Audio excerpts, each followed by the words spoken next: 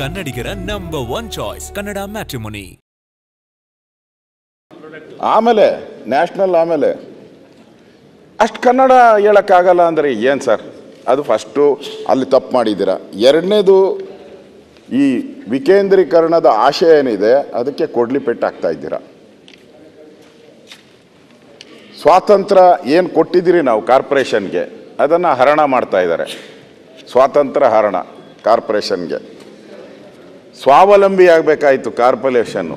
ಸ್ವಾವಲಂಬಿಯಾಗಿ ತನ್ನ ಕಾಲ ಮೇಲೆ ತನ್ನ ಟ್ಯಾಕ್ಸ್ ತಗೊಂಡು ನಾವು ಬದುಕಬೇಕಾಯಿತು. ಅದಕ್ಕೆ ಪರಾವಲಂಬಿ ಮಾಡಿಬಿಟ್ರಿ. 5 ಕಾರ್ಪೊರೇಷನ್ ಮಾಡಿ 5 ದಿಕ್ಕುಗಳು ಮಾಡಿದ್ದೀರಾ ಅಧ್ಯಕ್ಷರೇ.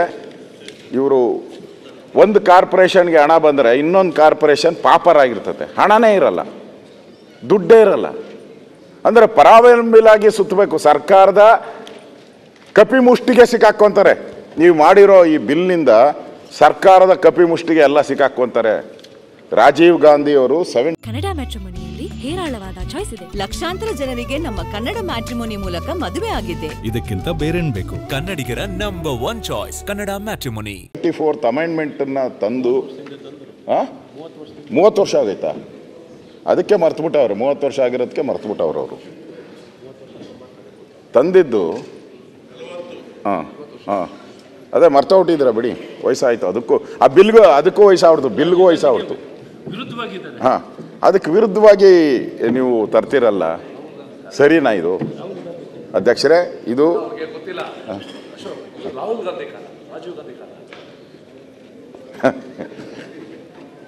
ಯಾವ ಕಾಲನೋ ಡಿ ಕೆ ಶಿವಕುಮಾರ್ ಅವ್ರಿಗೆ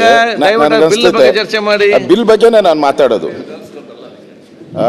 ಅಧ್ಯಕ್ಷರೇ, ನಾನು ಹೇಳೋದು ಬಿಲ್ ಬಗ್ಗೆನೇ. ಇದು ಅಧಿಕಾರ ವಿಕೇಂದ್ರೀಕರಣದ ಕೊಲೆ ಮಾಡ್ತಾ ಇದ್ದಾರೆ ಇವರು. ಶಿವಕುಮಾರ್ ಅವರೇ, ಅಧಿಕಾರ ಬರುತ್ತೆ ಹೋಗುತ್ತೆ, ನೀವೇ ಗಾದೆಗಳು ಹೇಳ್ತಾ ಇದ್ದೀರಿ. ನೆನ್ನೆನೂ ಹೇಳಿದ್ರಿ ಗಾದೆಗಳನ್ನ ಎಲ್ಲ. ಏನು ಆಲೋಚನೆ ಮಾಡೋದು? ಕೂತ್ಕೊಳ್ಳೋದು. ಅಧಿಕಾರ ಹೋದ್ಮೇಲೂ ನಾವೇನು ಮಾಡಿದ್ದೀರಿ ಅನ್ನೋದು ಮಾತ್ರ ಉಳಿಯೋದು. ನೀವು ಅದನ್ನು ಹೇಳ್ತೀರಾ ಸಾಕ್ಷಿ ಗುಡ್ಡೆ. ಆ ಹೆಜ್ಜೆ ಗುರುತನನ್ನು ಬಿಟ್ಟು ಹೋಗಬೇಕು ನೀವು.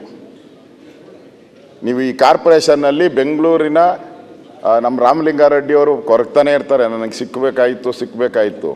ಆಯಿತು, ನೀವು ಬಂದಿದ್ದೀರಾ, ಓಕೆ.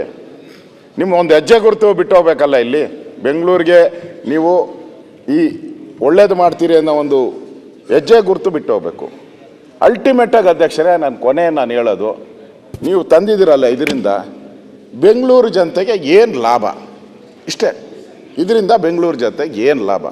ಓಕೆ, ಇದು ವಿಕೇಂದ್ರೀಕರಣ ಅಲ್ಲ, ಇದು ಒಂದು ರೀತಿ ವಿಕೇಂದ್ರೀಕರಣ ಆಗಿಲ್ಲ. ಇದು ಡಿ ಕೆ ಶಿವಕುಮಾರ್ ಅವರು ಇಲ್ಲಿ ಬೆಂಗಳೂರು ಇನ್ಚಾರ್ಜ್ ಆಗಿದ್ದಾರೆ ಅನ್ನೋ ಒಂದೇ ಒಂದು ಕಾರಣಕ್ಕೆ ಕೇಂದ್ರೀಕರಣ ಮಾಡ್ತಾ ಇದ್ದಾರೆ ಅಷ್ಟೇ. ಓಕೆ.